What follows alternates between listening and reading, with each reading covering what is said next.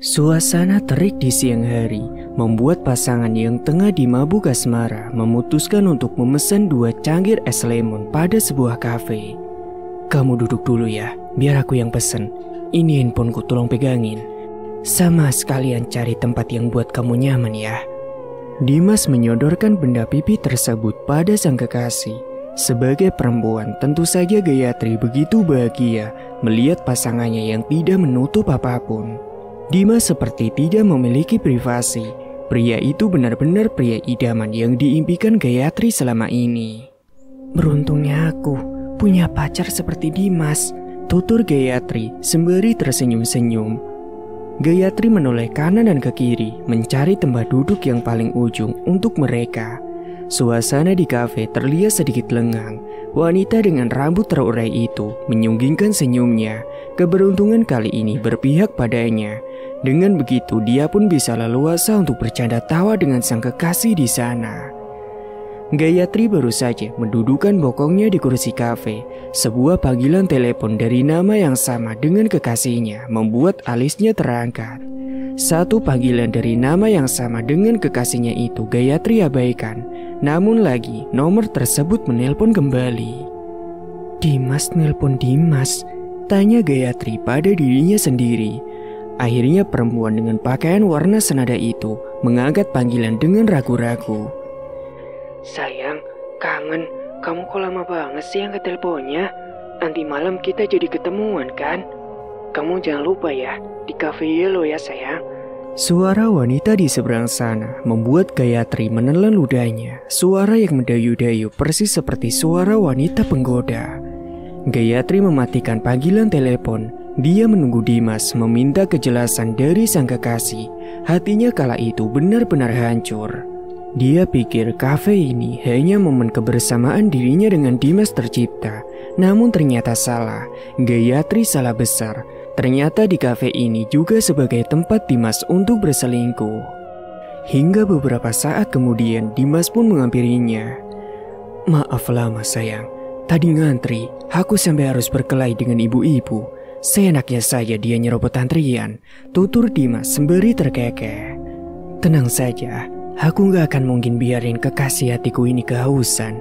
Aku rela kok berantem sama ibu-ibu, asal kamu diutamakan. Disodorkannya segelas teh lemon pada Gayatri. Perempuan itu hanya mengulum senyum. Siapa Dimas? Tanya Gayatri saat keduanya tengah asik menyedot minuman. Dimas pun tersedak menyadari kebodohannya yang tak memblokir simpanannya terlebih dahulu. Dia lalai, biasanya dia akan memblokir nomor kekasih gelapnya itu sebelum bertemu dengan Gayatri. Tampaknya hari ini adalah hari kesialan bagi Dimas. Susah payah dia menutupi bangkai, akhirnya ketahuan juga. Teman, namanya kebetulan serupa, jawab Dimas terbata-bata. Teman kamu bilang, kok suaranya perempuan? Kok manggilnya sayang? Gayatri pun berdiri, menumpahkan segelas lemon tea di wajah Dimas. Kita putus, dasar laki-laki brengsek, mau kondo pula. Gayatri menahan buliran air mata yang siap jatuh membasahi pipinya. Dia sudah bersama Dimas begitu lama. Mustahil dia tidak bersedih kala pasangannya ketahuan berkhianat. Tangannya mengotak-atik HP, memblokir sosial media milik Dimas, menghapus momen kebersamaan mereka pada foto-foto di ponselnya. Kamu benar lelaki brengsek Dimas. Gayatri menatap nanar ke arah kafe. Banyak momen yang tercipta di kafe itu tentang bagaimana mereka bertemu, menjalin kasih, dan akhirnya harus berpisah di sini karena di kafe ini mereka pertama kali bertemu. Dan singkat cerita, 6 bulan berlalu dari putusnya Gayatri dengan Dimas. Perempuan glamor itu kini bekerja di perusahaan swasta. Rekan kerjanya begitu memperlakukan Gayatri dengan baik. Kadang dia sampai malu sendiri saat banyaknya pria yang menawarkan tumpangan pulang untuk dirinya. Gayatri menolak dengan halus ajakan teman-teman kantornya. Dia masih trauma dengan laki-laki. Dia takut diselingkuhi kembali, yakni takut luka serupa itu kembali datang di hidupnya. Karena bukan perkara yang mudah bagi Gayatri untuk melupakan Dimas. Butuh waktu yang lama, karena saat momen keduanya terngiang, Gayatri akan kembali bersedih dan menangis di kafe, tempat di mana dia dan Dimas bertemu dulunya. Gayatri! Merasa dipanggil namanya, Gayatri menoleh dan mendapati Dimas yang tengah berlari ke arahnya. Perempuan dengan kecantikan tiada tara itu langsung mendengkus melipat kedua tangannya di dada. Dia tahu Dimas pasti punya maksud dan tujuan tertentu kali ini. Gayatri, aku minta maaf. Aku menyesal pernah selingkuh. Dimas meraih kedua tangan Gayatri. Dia biarkan Dimas mengecup punggung tangannya secara bergantian. Maafkan aku ya. Kita mulai semuanya dari awal lagi ya. Pinta Dimas dengan nada memohon. Aku sungguh tak bisa melupakanmu. Sungguh. Gayatri, sejak putus denganmu, aku langsung memutuskan selingkuhanku juga saat itu. Namamu masih ada di sini, Gayatri. Dimas menunjuk dadanya, sedangkan Gayatri hanya memanyun-manyunkan bibirnya, meniru gaya Dimas. Please ya, kamu mau kan? Gayatri melempar senyum, satu tamparan dia berikan pada lelaki tidak tahu diri itu. Balikan, mimpi. Laki-laki mau kondo sepertimu pantasnya hanya dibuang. Bodoh kali kalau aku balikan dengan orang kayak kamu, tutur Gayatri. Aku ini bukan keledai yang bodoh yang harus jatuh di lubang yang sama. Ingat itu. Mata Gayatri memindai sekeliling mencari-cari ojek pesanannya. Gayatri pun mencocokkan nomor plat ojek yang dipesannya di aplikasi. Setelah pas, Gayatri pun kemudian naik dan melambaikan tangannya persis seperti orang yang tengah menghina musuhnya. Aku tak bisa melupakanmu, Gayatri. Gayatri menutup kedua telinganya. Dari sorot mata Dimas terlihat ada kejujuran di sana. Namun, luka disakiti oleh orang yang begitu dicintai membuat Gayatri tak memberikan kesempatan sedikit pun untuk Dimas singgah di hatinya kembali. Lagi pula Gayatri bukanlah tipikal perempuan yang bisa memberikan kesempatan jika pasangan itu telah ketahuan selingkuh. Singkat cerita, sumpah, ini kerjaan banyak banget sih. Kepalaku sampai mau pecah, keluh Gayatri pada teman kantornya. Mana harus siap hari ini juga pula. Ini gimana sih ngerjainnya? Udah siap beberapa dokumen, tetap aja masih menggunung gini. Aduh, kayak gak ada habis-habisnya aja, keluh Gayatri sembari menaruh pipi kanannya di meja kerjanya. Lagi-lagi Gayatri pun menggerutu, memandangi laptop kantor sembari membulatkan matanya. Bantuin dong Ra, please. Perempuan dengan tubuh semampai itu menangkupkan kedua tangan di dada. Sesekali menggoyangkan lengan Rara, sahabat sekaligus teman kerja Gayatri. Ra, please ya Ra. Gayatri mengerjapkan matanya berulang kali. Jurus andalannya kala meminta bantuan dengan sahabatnya tersebut. Rara hanya mendegus kesal, mengacak rambut Gayatri dengan penuh kekesalan. Wanita berkacamata itu mengambil beberapa dokumen untuk dikerjakan. Makasih ya, kau memang benar-benar sahabat terbaikku, Ra. Gayatri mendekap tubuh Rara, sebuah diaman mampu membuatnya terperanjat menjadi kaget. Dia adalah Sadewasa, atasan Gayatri. Sifatnya yang dingin kadang membuat bawahannya sedikit canggung apabila bercakap dengan Sadewa. Orang-orang kantor bahkan menjulukinya kulkas berjalan. Mohon perhatiannya sebentar. Ini Gio, karyawan pindahan dari cabang. Mulai sekarang Gio akan bekerja di sini bersama dengan kita. Sadewa melirik Gio, isyarat agar lelaki itu membuka suara memperkenalkan dirinya. Mohon bantuannya ya semua. Pria dengan tubuh putih itu sedikit menunduk. Pelan, dia pun mendongak menatap satu persatu wajah-wajah baru teman kantornya. Matanya terpaku saat melihat Gayatri memainkan anak rambutnya. Gadis cantik itu tampak sesekali mengembuskan rambutnya kala penglihatannya tertutup. Cantiknya dia, puji Gio tanpa sadar. Gio, kursi kerja kamu ada di sana ya, di sebelah Gayatri. Gio pun mengangguk. Gayatri yang sibuk dengan pekerjaannya bahkan tak melirik ke arah anak kantor baru tersebut. Dia begitu pusing dengan banyaknya dokumen-dokumen di atas meja miliknya. Mau aku bantu? Tanya Gio menawarkan bantuan. Emang kamu bisa? Tanya Gayatri dengan nada yang ketus. Dia masih fokus menatap komputer dan juga dokumen kerjanya secara bergantian. Sesekali Gayatri memijat pelipisnya. "Sini aku bantu." "Dih, Cak." Omongan Gayatri terhenti kala melihat pria di sebelahnya. Wajah Gio nyaris sempurna di mata Gayatri. Hidungnya yang bangir, dadanya yang bidang, berkulit putih, dan juga berbadan tinggi. Suasana berubah menjadi canggung. Gayatri menyerahkan dokumen miliknya tanpa melihat ke arah Gio sedikit pun. Detak jantungnya berpacu dengan cepat. "Masa aku jatuh cinta sama orang yang baru pertama kali ketemu sih? Ih, aneh banget." "Kenalin, aku Gio." Pria dengan lesung di kedua pipi itu mengulurkan tangannya. Gayatri pun membalas sembari mengucapkan namanya. "Awalnya aku jadi panas gini ya?"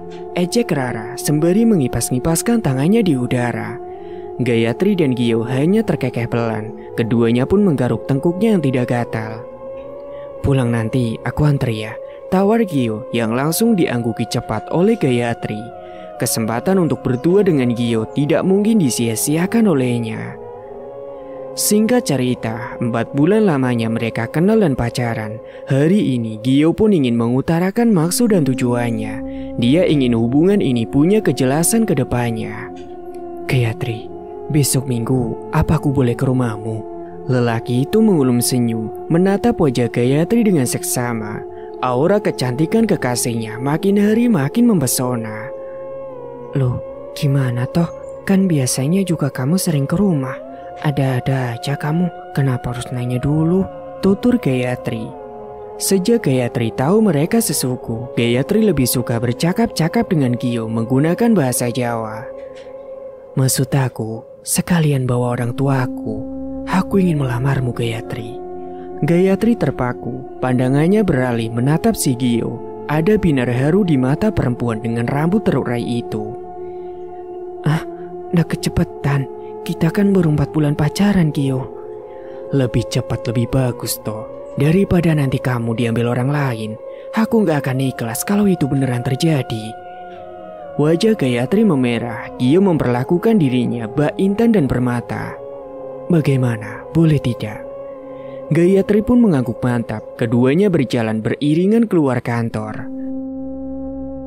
Dan singkat cerita, hari Minggu pun telah tiba. Gio dan keluarga datang dengan baju seragam. Mereka disambut baik dengan keluarga Gayatri. Ada banyak hidangan yang disuguhkan untuk keluarga Gio. Mata Gio terpaku cukup lama melihat kekasihnya yang berdandan dengan cantik. Rambut yang biasanya terurai kini disanggul dengan rapi. "Kamu selalu terlihat cantik," bisik Gio saat melintasi kekasihnya. "Ayo semuanya, mari duduk dulu," ucap Bapak Gayatri yang mempersilakan tamunya duduk dengan sopan. "Begini Pak, Bu, maksud kedatangan kami ke sini untuk melamar Gayatri untuk anak saya yang bernama Gio," ucap ayah Gio. "Kami sebagai orang tua tidak mengekang Gayatri terhadap jodoh pilihannya. Jadi itu balik lagi ke Gayatri. Bagaimana, Nduk? Lamaran Gio mau diterima atau tidak?" "Diterima, Pak," jawab Gayatri dengan cepat menimpali ucapan ayahnya.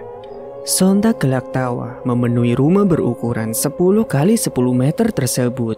Kemudian Gio pun mendekat, memasangkan cincin di jari manis Gayatri.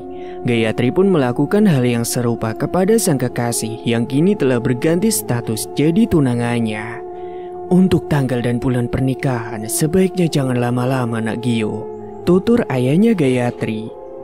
"Gio berniat untuk menikah dengan Gayatri di bulan besar, Pak, Bu," tutur Gio dengan sangat sopan.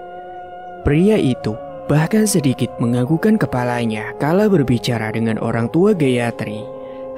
Benar-benar lelaki idaman. Bulan besar, pasangan yang menikah di bulan ini konon katanya akan hidup bahagia dan punya rezeki melimpah. Pasangan juga bakal mendapatkan kedamaian dalam hidup berumah tangga dan jauh dari masalah. Meski begitu, ada beberapa bulan lain yang tetap boleh dipakai untuk menikah. Adapun bulan yang boleh dipakai antaranya Sopar, Ruah, Bada Mulut, dan juga Jumadil Awal. Sedangkan untuk bulan yang dilarang ada bulan Suro, Mulut, Selo, dan juga Poso atau Ramadan. Berarti 3 bulan dari sekarang ya, tutur Bapak Gayatri sembari menghitung bulan yang dimaksud oleh Gio. Lelaki itu mengangguk pelan, dan setelah berbincang cukup lama masalah mahar dan lainnya, keluarga Gio pun memutuskan untuk pulang karena hari sudah hampir larut. Singkatnya kabar pertunangan Gayatri dan Gio pun sampai di telinga si Dimas. Waktu itu, Dimas tengah membeli kopi di warung Mbok Lasmi. "Nah, Dimas ini sudah putus dengan Gayatri ya?" tanya Mbok Lasmi sembari menyodorkan kopi dan gula pesanan pria itu. "Sudah Mbok, setahun yang lalu." "Oh alah, pantesan Gayatri tunangannya bukan sama Nak Dimas. Mbok kirain Nak Dimas ditinggal tunangan karena nggak ngelamar-lamar Gayatri." Dimas hanya mengulum senyumnya menerima kopi tersebut sembari merasakan sesak di dada. Ini salahnya, andai dia tidak berselingkuh, mungkin dia yang akan melamar Gayatri. Mungkin Dimas akan berbahagia sekali karena telah berhasil memiliki perempuan sesempurna Gayatri, yakni kembang desa di kampungnya. "Aku beneran gak ada kesempatan lagi ya?" tanya Dimas sembari berjalan dengan pandangan menunduk. Pria itu bahkan mengabaikan panggilan demi panggilan tetangganya. Dia patah hati, kecewa dan marah. "Aku masih mencintaimu Gayatri. Kenapa kau tega sekali mencari penggantiku? Apa kau tak ingat momen-momen kebersamaan kita?" Dimas terus menggerutu sepanjang perjalanan menuju ke rumahnya. Matanya memerah menahan sebuah tangis. Seminggu sebelum pernikahan Gayatri dan Gio dilaksanakan, Dimas menemui Gayatri. Pria itu berharap mantan kekasihnya itu membatalkan pernikahannya. Dimas benar-benar belum siap jika harus melihat orang yang disayanginya bersanding dengan pria yang lain. Gayatri, tunggu." Dimas mencegat sepeda motor yang dikendarai Gayatri. Perempuan itu membuka helmnya kemudian mendengkus. Beruntungnya Gio dan Gayatri ini berbeda desa. Jika Gio tahu Dimas masih sering mengganggunya, mungkin pria di hadapannya ini sudah mendapatkan bogementah dari tunangan Gayatri itu. "Kenapa sih Dimas? Aku beneran gak ada waktu untuk melayanimu. Awas sana, aku sibuk. Mau buru-buru nulis nama di undangan pernikahanku dengan Gio." Gayatri menekan setiap kalimat demi kalimatnya pada mantan kekasihnya itu. Dimas tak sedikit pun mendengar Gayatri. Pria itu masih berdiri di tengah-tengah jalan menghadang Gayatri. "Aku masih mencintaimu Gayatri." "Aku tidak," ketus Gayatri. "Lagian kamu ini aneh. Kamu yang selingkuh. Kamu pula yang gak bisa lupain aku. Dasar laki-laki bodoh." Gayatri mendorong kasar tubuh Dimas. Lalu perempuan itu melajukan motornya. Dia tidak memperdulikan teriakan dari Dimas. Dimas mengepalkan tangannya di udara. Amarah pria itu kemudian bergejolak. "Kalau aku gak bisa dapetin kamu, jangan harap orang lain bisa dapetin kamu." Dimas menyeringai lebar. Pria itu memutuskan untuk naik ke atas gunung menemui Mbah Kusumo, dukun sakti yang terkenal di desanya. Dukun yang bisa mengabulkan apapun keinginan pelanggannya. Singkatnya butuh waktu 2 jam lamanya Dimas mendaki. Pria itu sesekali mengusap peluh di dahi. Dan setibanya di tempat, "Masuk," ucap dukun tersebut kala Dimas baru saja hendak mengetuk pintunya. Gubuk tua yang terbuat dari papan itu pun kemudian terbuka lebar. Dimas pun masuk. Hawa yang tadinya panas berubah menjadi begitu dingin. Dimas sesekali mengusap-ngusap lengannya. "Ada keperluan apa sampai Anda datang kemari, Cu?" tanya Kusumo sembari memainkan janggutnya yang memutih. "Saya ingin membuat mantan saya tergila-gila dengan saya kembali, Mbah." Kusumo mangut-mangut meminta foto, rambut dan juga pakaian dalam milik Gayatri. "Siapkan semuanya hari ini, biar besok Mbah bisa mulai berpuasa. Jumat datanglah kemari lagi." "Lalu bagaimana dengan bayarannya, Mbah?" "Cukup 5 juta saja." Dimas menelan salivannya berulang kali. 5 juta, nominal yang bukan sedikit bagi lelaki yang bekerja serabutan itu. Namun demi Gayatri, dia rela memakai uang tabungannya. "Baik Mbah, Jumat nanti akan saya bawakan uangnya." Mbah Kusumo pun mengangguk, melebarkan tangan kirinya sebagai isyarat mengantar tamu untuk pulang. Dimas yang mengerti isyarat itu segera mengangguk. Dia baru saja keluar dari gubuk tua itu. Sekejap saja pintu pun terbanting dengan keras.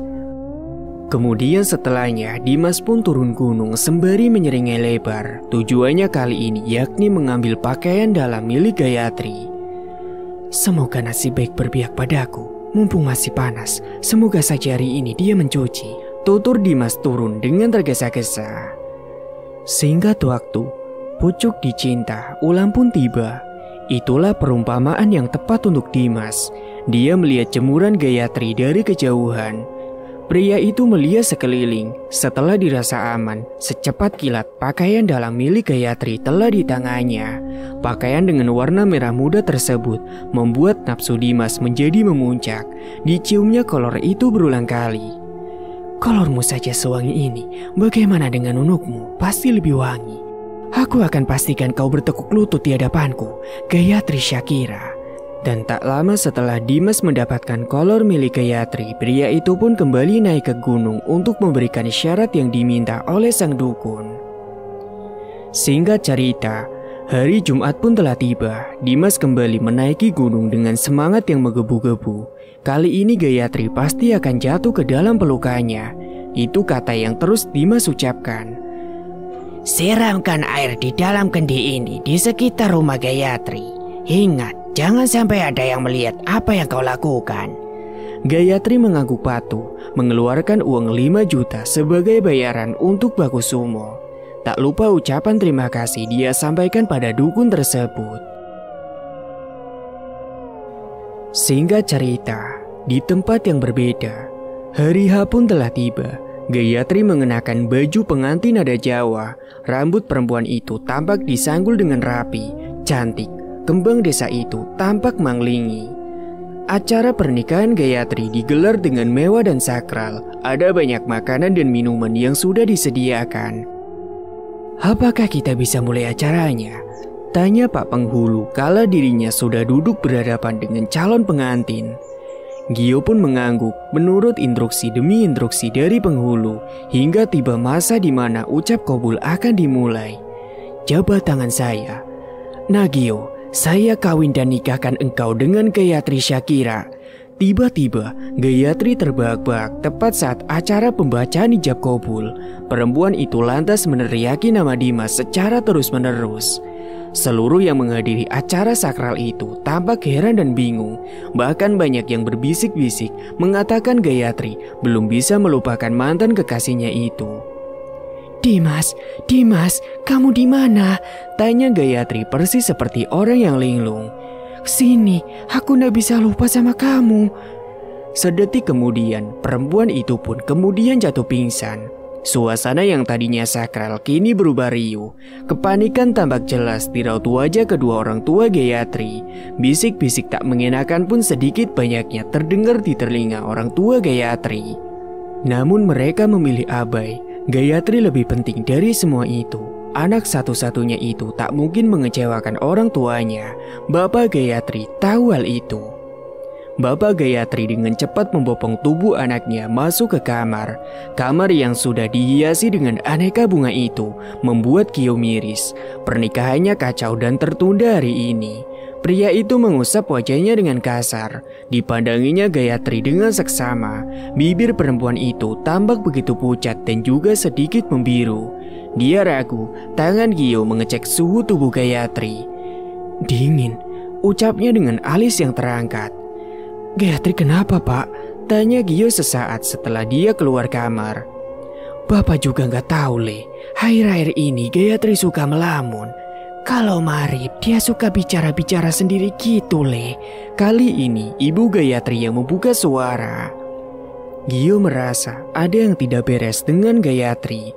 Pria itu mondar-mandir berulang kali memikirkan cara agar dia tahu penyakit Gayatri. Apa aku temui dukun saja? Gio menggeleng cepat. Pria itu berulang kali mengucapkan istighfar. Singkat cerita, Dimas, sini nikahi aku. Dimas. Seminggu setelah acara pernikahan Gayatri gagal dilaksanakan, perempuan itu masih kerap memanggil nama mantan kekasihnya tersebut. Terlebih saat hari menjelang, Gayatri bahkan menelanjangi dirinya meminta Dimas untuk menggarapnya. Omongan Gayatri makin lama semakin ngelantur.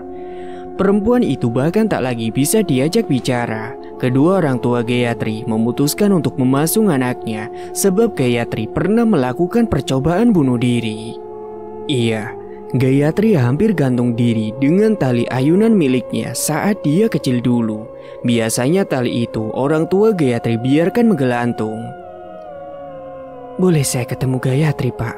tanya Gio saat dia baru saja sampai di rumah kediaman calon mertuanya itu. Wajah ketiganya tampak khawatir. Keadaan Gayatri makin lama semakin memprihatinkan.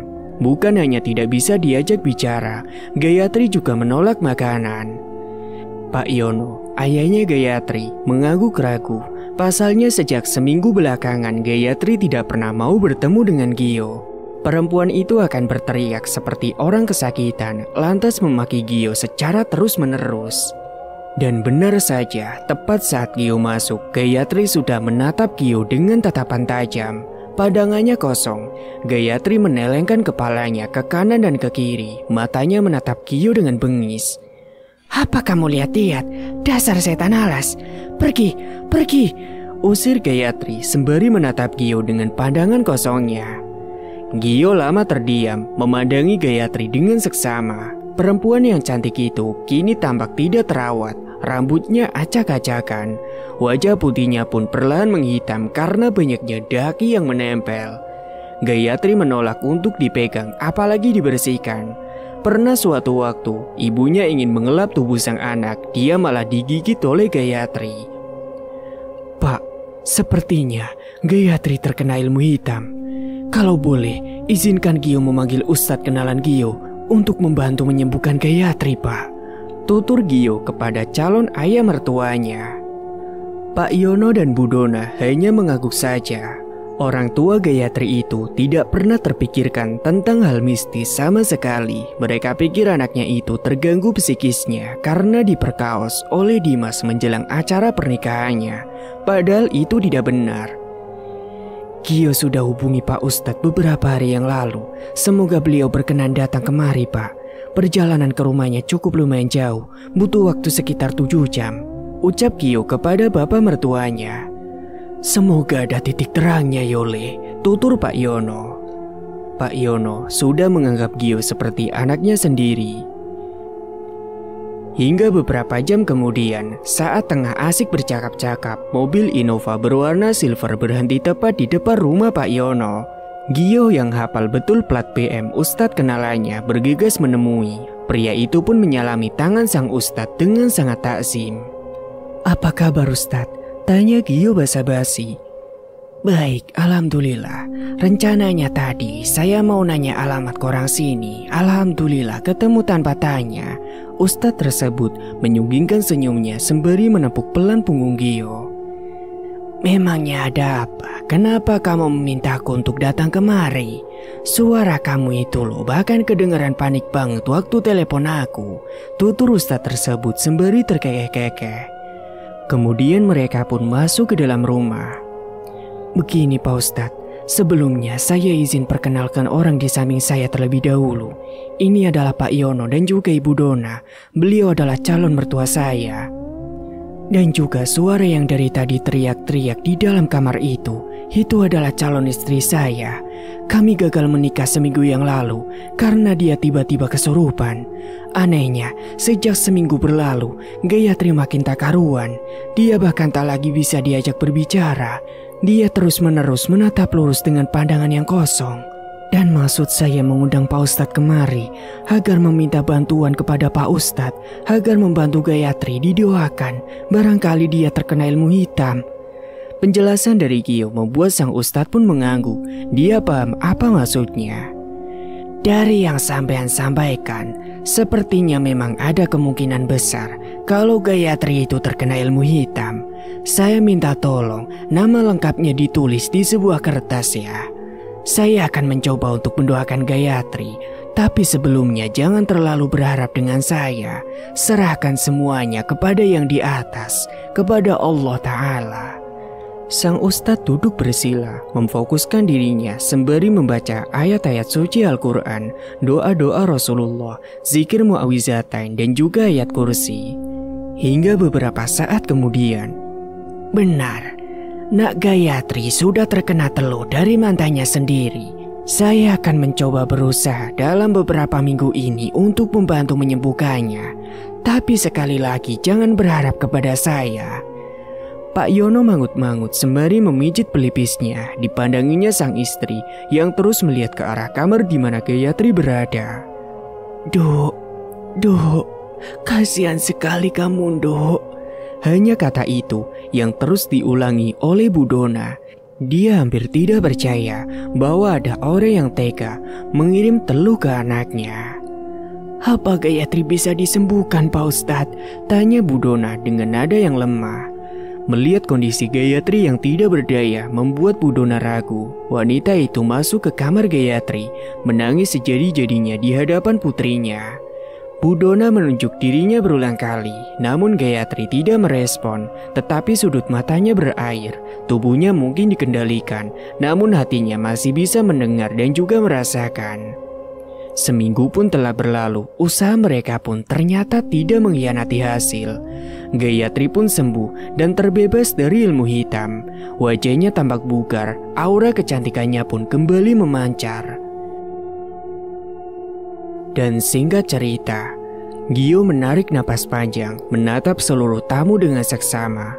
Pria itu berdoa berulang kali, berharap kejadian lalu tidak terulang kembali. Bismillahirrahmanirrahim. Gio duduk di hadapan Pak Penghulu. Penghulu itu pun mengulum senyum, takjub dengan kegigihan yang dimiliki anak muda itu. Kemudian terdengar sorakan suara kata sah mengiringi ijab qabul yang diucapkan oleh Gio.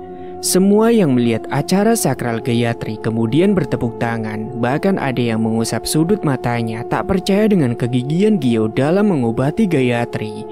Pria itu benar-benar mencintai Gayatri. Terbukti dari banyaknya cobaan yang diberikan, dia tetap berada di sisi Gayatri, menjadi pelindung sekaligus orang yang banyak berkorban untuk kesembuhan kekasihnya itu. Lelaki itu bahkan mengabaikan saran dari orang tuanya untuk membatalkan pernikahan mereka.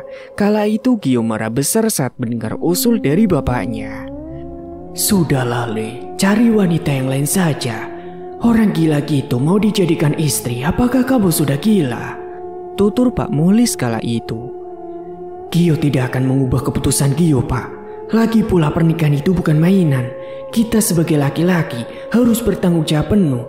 Masa hanya karena Gayatri kena guna-guna, Gio harus ninggalin dia? Itu tidak mungkin, Pak. Jawab Gio. Gio cinta mati dengan Gayatri, Pak. Pak Mulis terdiam sejenak. Pria sekaligus bapak Gio itu mengutuk dirinya sendiri. Astagfirullah, apa yang tengah aku pikirkan? Maafkan aku ya nak, tuturnya dengan lirih. Singkat waktu. Terima kasih anak Gio. Terima kasih masih bertahan saat Gayatri terpuruk dan kesusahan, ucap bapaknya Gayatri kepada Gio. Gayatri pantas mendapatkan semua ini, Pak, jawab Gio. Sementara Gayatri hanya tersenyum malu-malu. Dia merasa diratukan oleh pria di sampingnya. Terima kasih ya Kang Mas. Gayatri menyandarkan kepalanya pada dada bidang Gio. Kini keduanya pun telah berada di kamar pengantin. Cahaya lampu temaram tampak menyoroti dua pasang insan yang tersenyum malu-malu. Aku tidak menyangka bisa sembuh dari kiriman ilmu hitam itu, Mas. Kalau Kang Mas ninggalin aku, kayaknya aku jadi gila seumur hidup, Kang. Tutur Gayatri kepada pria yang kini telah menjadi suaminya. Gayatri tertawa sumbang. Gio dengan cepat mendekap tubuh istrinya. Sampai kapanpun, Kang Mas tidak akan pernah ninggalin kamu, Dek. Gio pun kemudian mengecup lama dahi Gayatri. Keduanya saling menatap. Gio pun kemudian mulai melumat bibir istrinya dengan rakus. Dan malam itu pun menjadi malam pertama terindah bagi mereka berdua. Terima kasih sekali lagi ya Kang Mas. Gayatri tersenyum sembari memunguti bajunya yang berserakan. Tangannya hendak memasang baju namun menahannya. Mandi wajib dulu, Tita Gio sembari menggendong istrinya itu menuju ke kamar mandi yang berada di dalam kamar itu. Gayatri tak henti-hentinya mengucap syukur, bersyukur sebab dipertemukan dengan lelaki seperti Gio. Tak hanya tampan, dia juga mengerti tentang agama. Tuntun Gayatri jadi lebih baik lagi ya mas, ucap Gayatri di sela-sela kesibukannya membersihkan diri. Gio pun mengangguk mantap, dan setelah bebersih, keduanya pun memutuskan untuk tidur. Singkat waktu, bunyi kokok ayam membangunkan Gayatri. Matanya beralih menatap seisi kamar, tak ditemukannya sang suami. Gayatri baru saja hendak memanggil, namun wanita itu terpaku saat melihat Gio tengah berdoa. Sholat subuh sana dek, Tita Gio.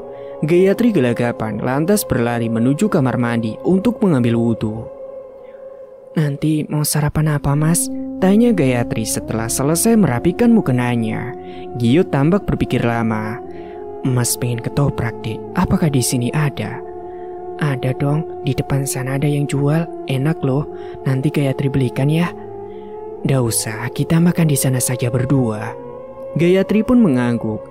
Kemudian beberapa saat setelahnya, keduanya pun berjalan beriringan menuju ketoprak langganan Gayatri.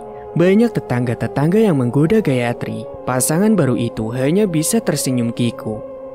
Bu, ketopraknya 2 ya? Yakin cukup? Biasanya sampean 2 porsi sendiri loh. Goda penjual ketoprak sembari menggiling bumbu ketopraknya. 2 porsi ketoprak pun kemudian dihidangkan di meja. Gayatri dengan cepat memasukkan 1 suap ketoprak dalam mulutnya. Hal itu tentu saja mendapatkan pelototan mata dari Gio. Apa-apa itu harus berdoa dulu dek, tutur suaminya. Beberapa saat kemudian, ibu penjual ketoprak itu pun kemudian berkata kepada Gayatri. Gayatri, apa kamu sudah tahu kalau Dimas jadi gila? Gila? Gila karena apa bu? Tanya Gayatri sembari sibuk mengunyah ketoprak. Katanya dia sempat main dukun dan dia mengirim teluh ke kamu. Makanya kemarin-kemarin kamu itu jadi aneh dan juga kerasukan. Tapi teluh yang dia kirim katanya berbalik ke dirinya sendiri. Kan bukankah memang begitu prinsip ilmu hitam? Makanya sekarang Dimas itu jadi gila. Astagfirullah, apa memang benar begitu bu? Ibu penjual ketoprak itu hanya berdiam menanggapi pertanyaan Gayatri. Banyaknya pembeli membuat dirinya tidak leluasa untuk bercerita. Singkatnya setelah makan, Gayatri dan Gio pun memutuskan untuk pulang menuju ke rumah. Wanita itu sedikit ragu dengan ucapan ibu penjual ketoprak barusan. Hingga sampai akhirnya, Gayatri pun melihat sendiri Dimas yang sedang berlari-lari tanpa busana. Pria itu bahkan terbahak-bahak dan tertawa tidak jelas, kadang pula menangis tergugu. Astagfirullah, ucap Gayatri. Gio menutup mata Gayatri dengan cepat. Pria itu tentu saja tak mau Gayatri melihat pedang milik orang lain. Pria itu hanya ingin Gayatri melihat kepunyaannya saja. Telat Kang Mas, sudah kelihatan, jawab Gayatri sembari terkikik geli. Teluh pembawa bencana, teluh terkutuk, teriak Dimas pada dirinya sendiri. Memang kala itu dia memang sudah gila, namun ada beberapa waktu tertentu ketika dia kembali kesadarannya. Dan ketika dia dalam posisi tersadar, dia selalu berteriak demikian. Kini nasib Dimas sungguh sangat sial. Sudah ditinggal kekasihnya, kini dia juga menjadi gila akibat teluh yang telah digunakan oleh dirinya sendiri, yang telah berbalik ke arah dirinya sendiri. Tamat, cerita pun selesai. Dan itulah ending cerita kali ini. Terima kasih bagi kalian yang sudah menyimak cerita dari awal sampai selesai. Dan jangan lupa nantikan juga cerita berikutnya yang tentunya tidak akan kalah menarik. Sekian dulu dari Mang Ripan. Wassalamualaikum warahmatullahi wabarakatuh.